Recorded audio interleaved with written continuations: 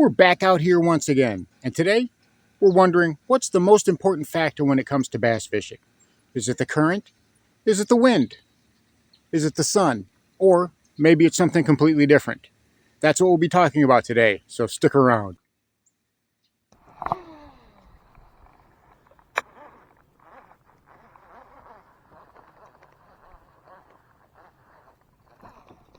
There we go.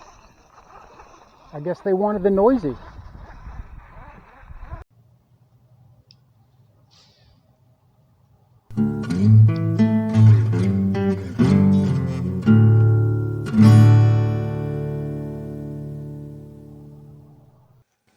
And here is this video's featured comment.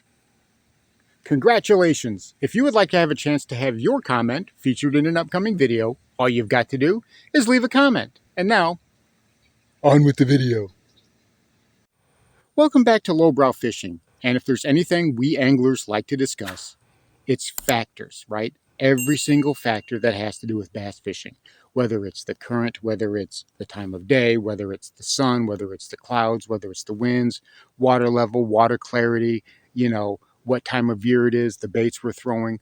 Every single thing you can think of, we like to discuss in complete, minute detail.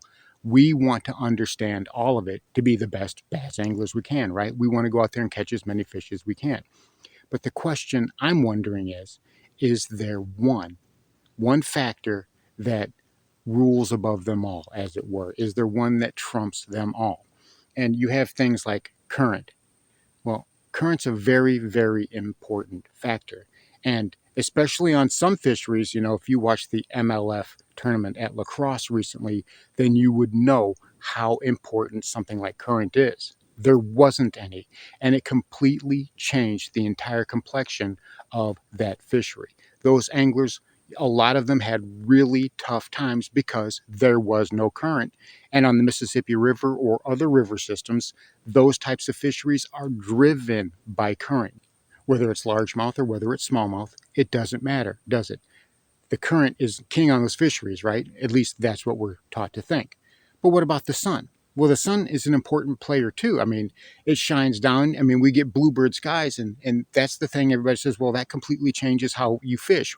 When the sun is out, those fish are going to be looking for cover.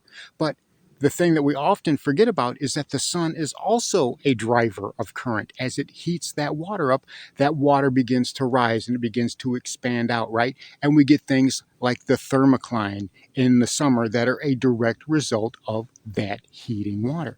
So that's something that's also exceptionally important. It drives current, it drives those fish.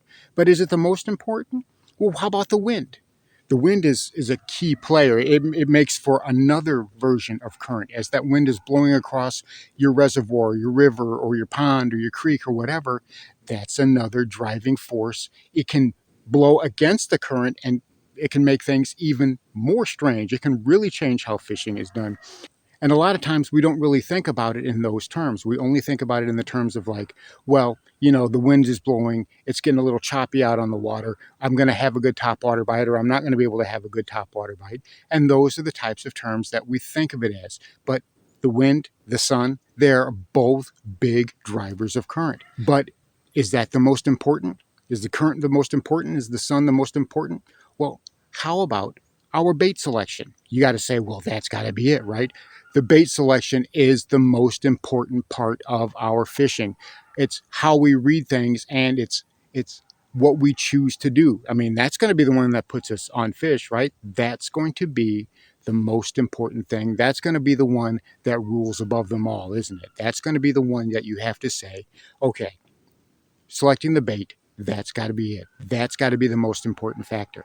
And I would say you're getting close. I got my bobber stopped. I got my weight unpegged just a little bit. Put you over here because I started stepping on the thing.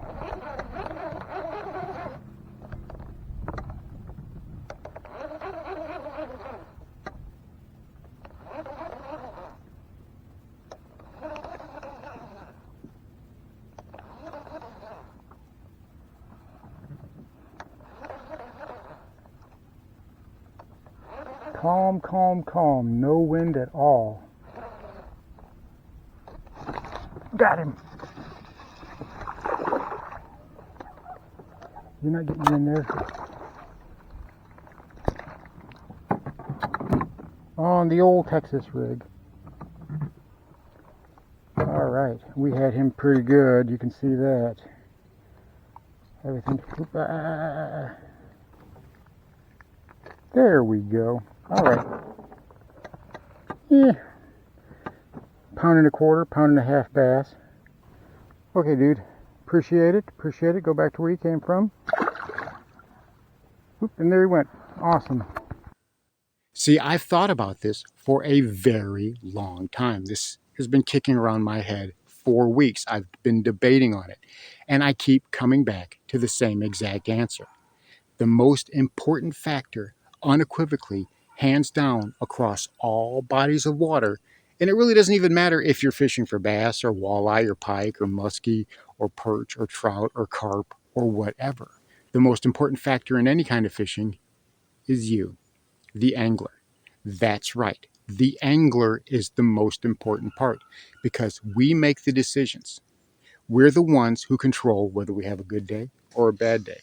If we're able to put those pieces of the puzzle together correctly, and sometimes very easily we can go from having a really bad day, and sometimes we can go very easily to having a really good day. You know, it all depends on how we react to our outside environment. It all depends on how we adjust to what's going on around us, how we are able to read those bass and make adjustments, make the presentations that they want to see.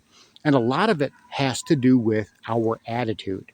A lot of it has to do with our willingness to work through adversity or to learn from when the times are good, right?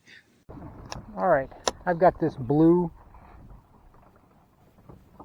Strike King swim jig that I have put a custom skirt on, and I put rattles on it.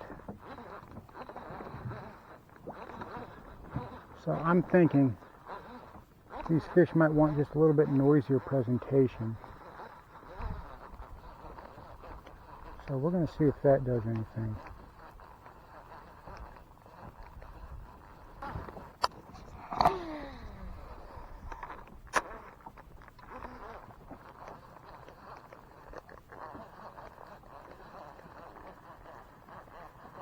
Kind of get those rattles moving. I'm just wanting to see if they're kind of wanting a noisier presentation than a subtle one. Sometimes you got to figure out what it is that they're after.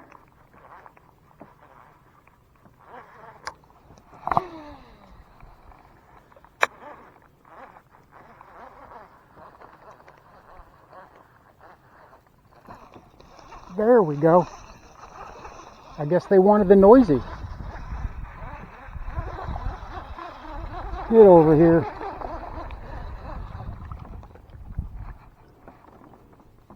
Well, that didn't take long at all, did it? And he ate that pretty good. On the swim jig. On the rattle swim jig. Like I said, sometimes doing something different. You know, that's a good little 3/4 pounder, maybe just shy of a pound. And that tells us a lot. I threw that swim jig around that other swim jig and didn't get anything. I changed colors and I went to something noisier and I caught something within the first few minutes. It's not luck. We've said that before. There is no such thing as luck. Now you can be fortunate, but you're not lucky. Most of the time when you are having a good day, it's because you did the things properly, whether you know it or not, that made you have that good day. And a lot of times, whenever you're having a rough day, well, no matter how well you thought you prepared, evidently those bass had other ideas. So whatever the environment throws at us, whatever Mother Nature throws at us, we are the ultimate variable. If you learn to control yourself, if you can learn how to adjust, and this is where, you know, like we've talked about, bass patterns and behaviors, right? That's why the angler trumps the tackle. That's why I've said a million times, and I wholeheartedly believe this. technique over tackle. You've got a guy with thousands of dollars worth of gear, the best that money can buy, and he can't buy a bite. And you got a guy with a Zebco 33 fishing from the bank, and he's catching them one right after the other because he's been doing it all his life, and he knows those waters, and he knows what to expect. And you can transfer that, right, from one body of water to the next. I mean, the specifics you're going to have to hammer out, but the more you do it, the better you get at it. So that's the main thing. That's what we're looking at. That's the thing that we're keying off on. The number one factor, the thing that you can control more than anything, is you. So there you have it. Of all the many factors that we as bass anglers have to deal with whenever we're out on the water, the main thing, the biggest factor that we have to deal with is ourselves. If we get our mind right and we get ourselves prepared and ready for the water, that's when we're setting ourselves up for the most amount of success. Thanks for watching Lowbrow Fishing. We'll catch you in the next one.